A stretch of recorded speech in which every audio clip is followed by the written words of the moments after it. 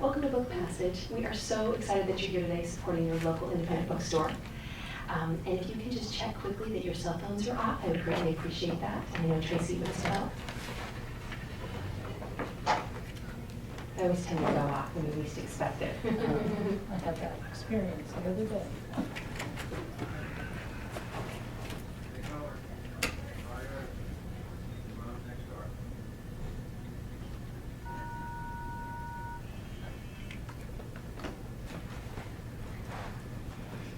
You all set?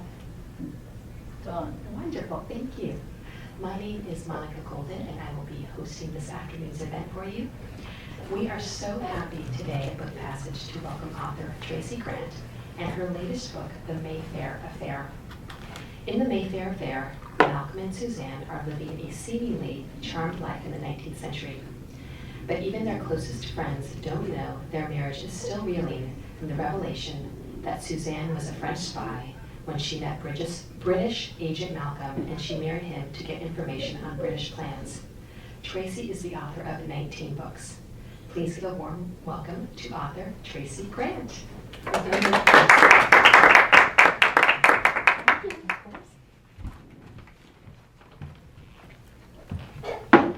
Hi, thank you so much for being here on a lovely Saturday afternoon when there are lots of other things you could be doing outdoors. Before I get into my talk, I have to share a proud parent moment. I pulled in with my daughter about an hour ago and I said, we're here, Mommy's going to talk about her books.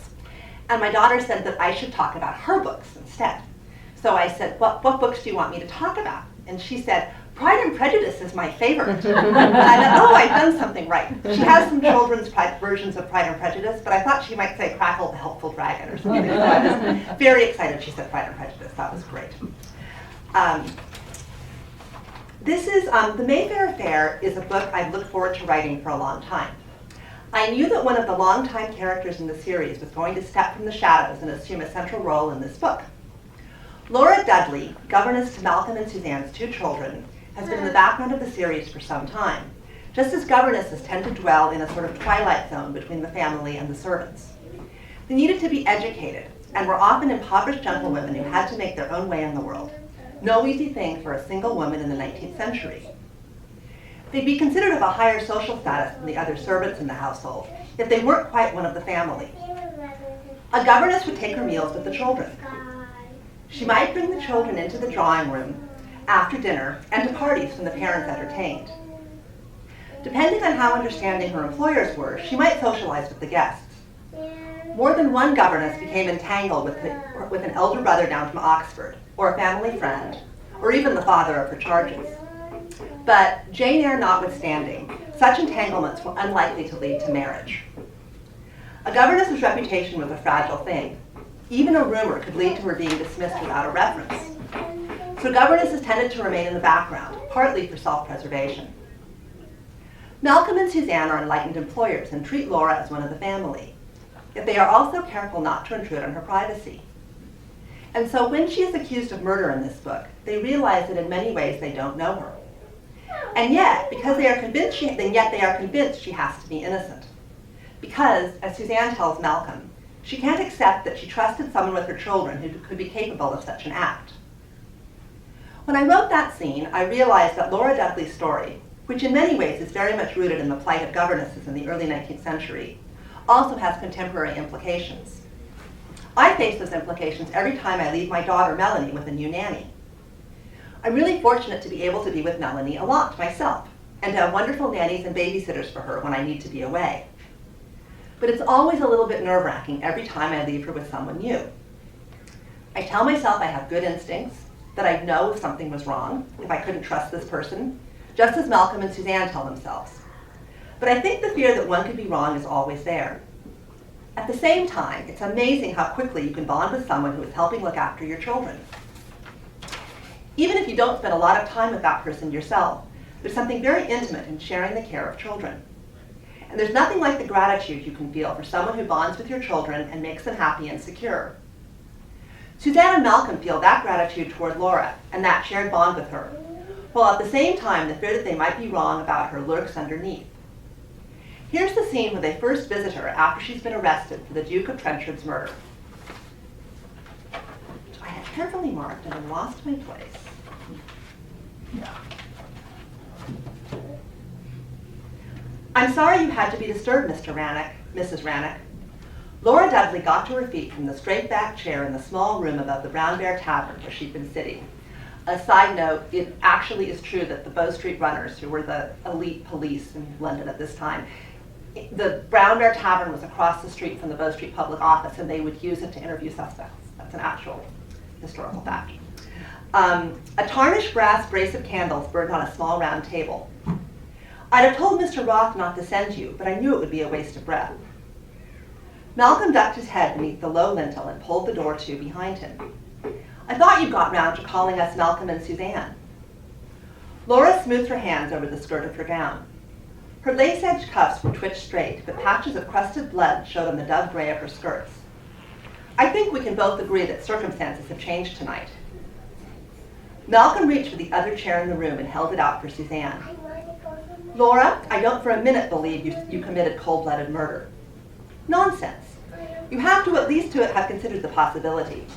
Or can't you admit you might have been foolish enough to trust your children with a woman capable of such a murder? Malcolm risked a glance at his wife and saw the wry acknowledgement in her eyes. Are you confessing, he asked.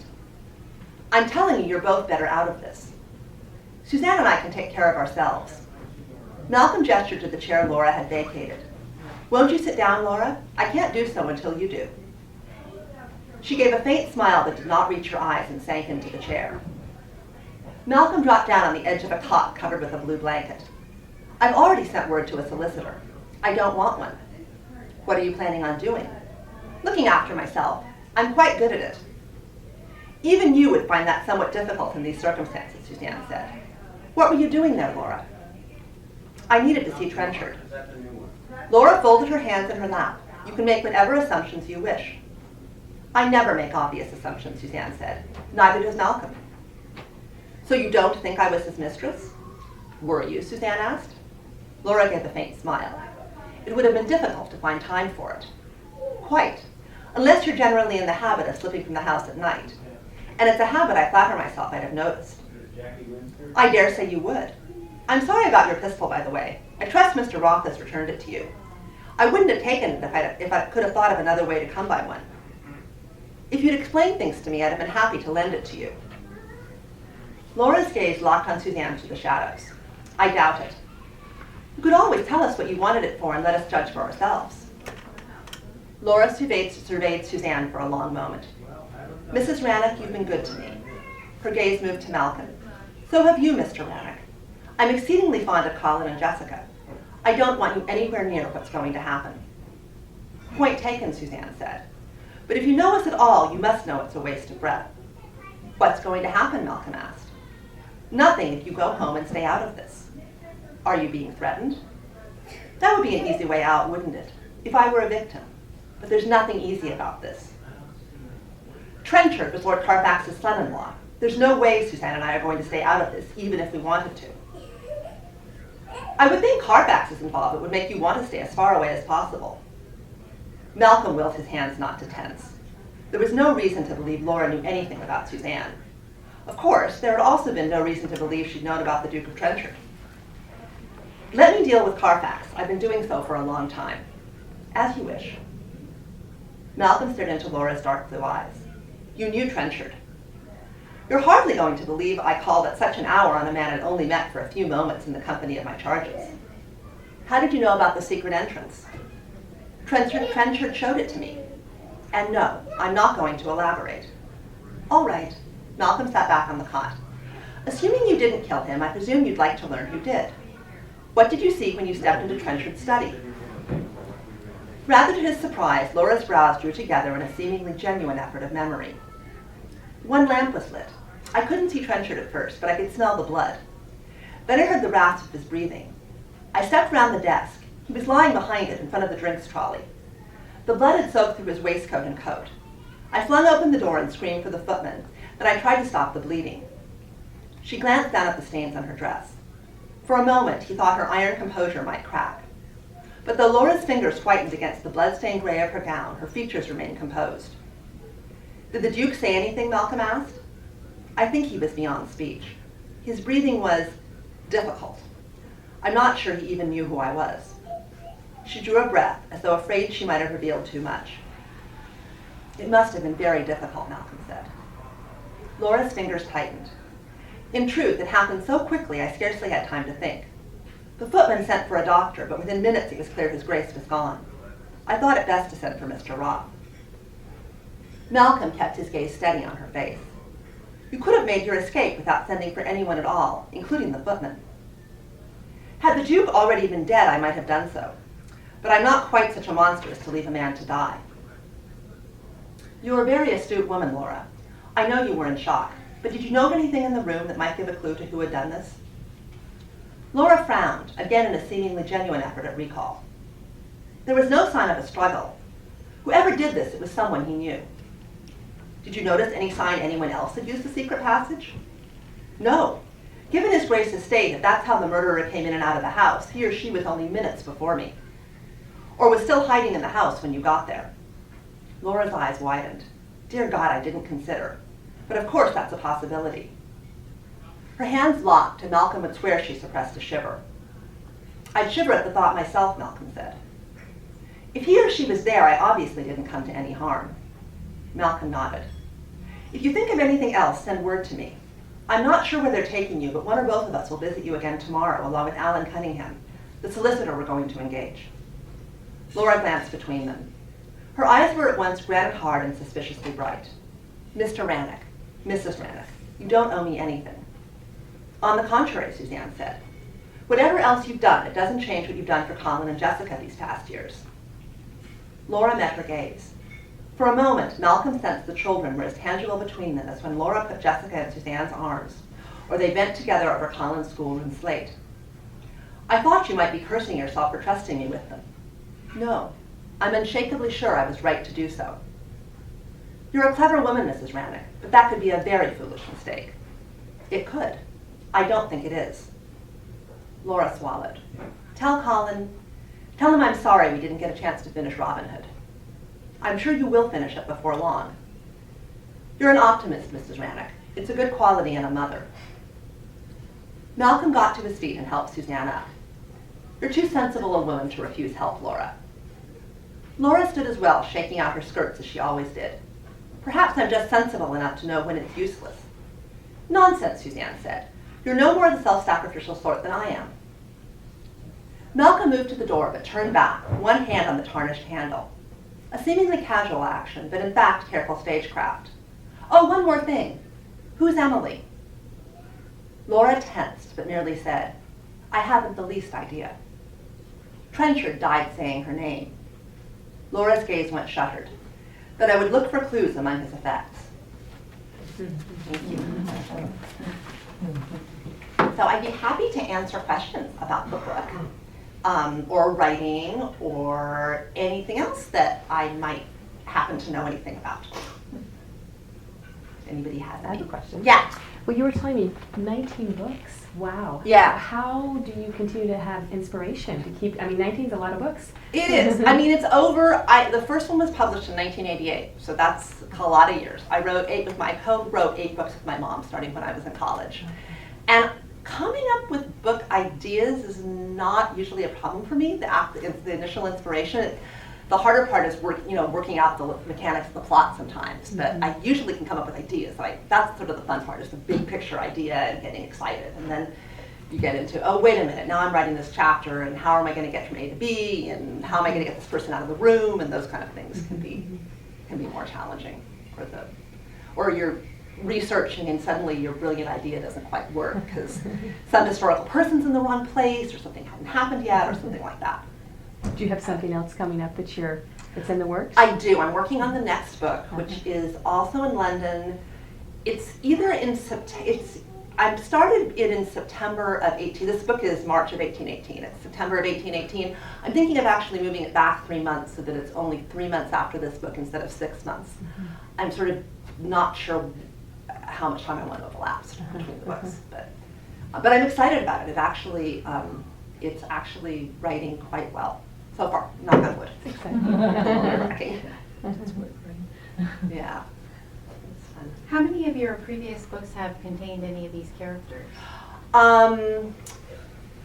It's a little complicated because I wrote 3 books in which they're called Melanie and Charles Fraser and not Malcolm and Suzanne Rannick. And then I changed publishers, and they wanted different names. They wanted to relaunch the series, and I basically started writing their backstory, which I had wanted to do at the Congress. I wanted to write about them at the Congress of Vienna and during the Battle of Waterloo, and then in Paris after Waterloo, and I filled that in. And then I got to the point where I had to catch the 2 series up. So with my last book, The Berkeley Square Affair, the Malcolm and Suzanne books kind of became an alternate universe to the Melanie and Charles books I'd written. So I could catch the series up. And this is actually the book I had years ago planned to write after The Mask of Night, which is the 3rd Melanie and Charles book. So just Malcolm and Suzanne books I've written, this is the 5th. If you count the Melanie and Charles books, it's the 8th. Okay. And then I've written some novellas too that are all about Malcolm. I wrote one about their marriage, and I've written a few that have filled in some gaps, which is fun. So you mentioned you co-wrote some books with your mother? I did, yes. She's an author as well. She was. Now, my mother passed away in '95, but she was actually a social psychologist, but she told really good stories and read to me a lot. And I wrote from when I was very young, and then when I was 13, we started writing a book together on a vacation that we worked on off and on while I was in high school, and we sold while I was in college. Wow. So that was really cool. And they were also set in the Regency era, in the early 19th century. They were more romantic comedies with mystery elements, which then got stronger, I'd say, as they progressed. So yeah. It was really cool. It's really fun to write for Mom. Yeah. Yeah. My daughter starts. Yeah, go ahead. Oh, I was just going to say, is writing then your full-time career? Are you doing anything else on? Yes, it's mostly been my full-time career, but I also work part-time for the Marilla Opera Program, which is an opera training program, which Bob and Terry know very well. Oh, wonderful. And we're connected with San Francisco Opera, but we're separate. We're a 12-week training program in the summer for mostly opera singers, but also for pianists and one stage director. Okay. We're about to start up again this summer, so I do grant writing and other things for them as well. And fortunately, all my colleagues are extremely understanding about the fact that I'm also a novelist, which is nice. And a mother. And a mother, Yes, exactly. And 3 jobs, exactly. Exactly. 3 jobs, 3 very important jobs, all of which matter a lot to me. How long does it take you to write a book? It takes me about a year, of which some of the time is, mulling, plotting, researching.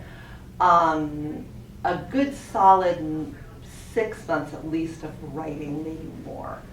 And then, time for copy edits and revisions and things like that. Usually I can do a book a year and get a novella out too, ideally. But yeah, I'm a lot slower than some writers I know. But I try to write 1,000 words a day when I'm writing. And that's 30,000. My book's about 120,000 words. So theoretically, that would be a draft of a book in 4 months. But I don't write 1,000 words every day. And then there's revisions and things that aren't part of it too. Yeah.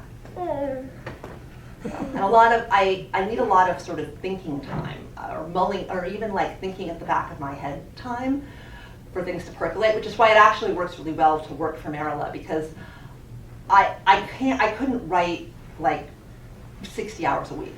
I wouldn't, because I need time sort of to process and to get, so I can do something else and then go back to my writing, and my mind has kind of moved far enough ahead that I can write the next scene. Yeah. Can I ask you how much of your writing process involves doing historical research? A fair amount. It varies some book to book. There's, for instance, my book Vienna Waltz, which is at the Congress of Vienna, had a huge amount of research involved because it was, for one thing, I'd never written a book in Vienna. I'd never actually been to Vienna. Unfortunately, I have friends like Bob and Terry who had been. And I read a lot of memoirs and a lot of letters, and I was actually integrating a lot of real historical events into the time frame of the book. This book was in London, where I've written a lot of books, so it was a setting I was familiar with. There's always new things I have to research. I have friends who write each book in like a different era, and I don't know how they do it because I'm still learning things about the era that I've been writing in for 19 books. There was less sort of background research to set this book up, but there were definitely things I had to stop and research as I was writing. There were settings.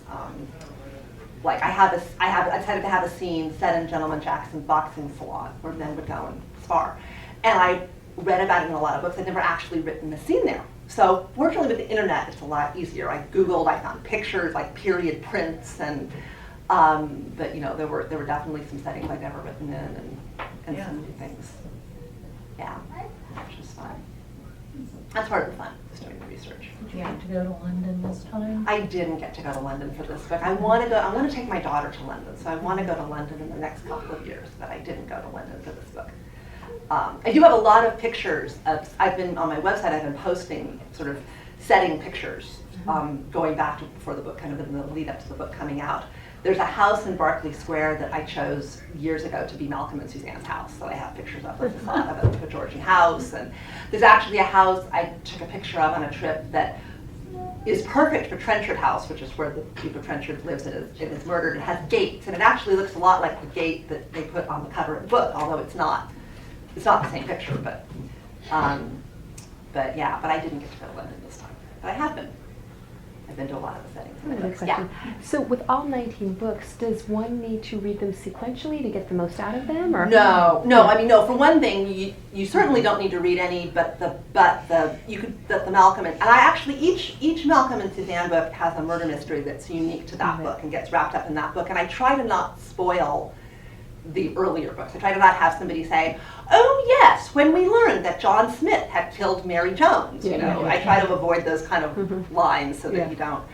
I don't know, Terry, do you think? I think you could read this. You can read them standalone. Yeah. I love reading them in order. So one time I called her up and I went, okay, I have a feeling that, and this was from her earlier books, Right. that I'm reading a book about somebody, but it's earlier than. Right. So then she Right. told me what order Oh, the got it. books actually Were written. and I went back and reread some to, Yeah. to read them in the right order. Yeah. I'm just like, Yeah. kind of, that. But I think you can definitely read them out of order, and certainly if you even wanted to read them in order, you'd only need to read the Malcolm and Suzanne books in order. The books I wrote with my mom actually are very loosely connected. They have different main characters in each book, but there are connected characters in those books, which is fun. I like to think in big worlds where people all coexist, which is fun. Oh, hi, Debbie. Hi, I loved your last book, and I was when you said I thought I would. Thanks, yeah. That's great. Yeah, I've just been talking about the book some, and I read a scene from it, and we're answering questions. I was at a workshop before. Yeah. I'm curious, how long does it take you to get your all your ideas, and do you do things as you go along? Do you kind of write the part of the plot and then don't have it in?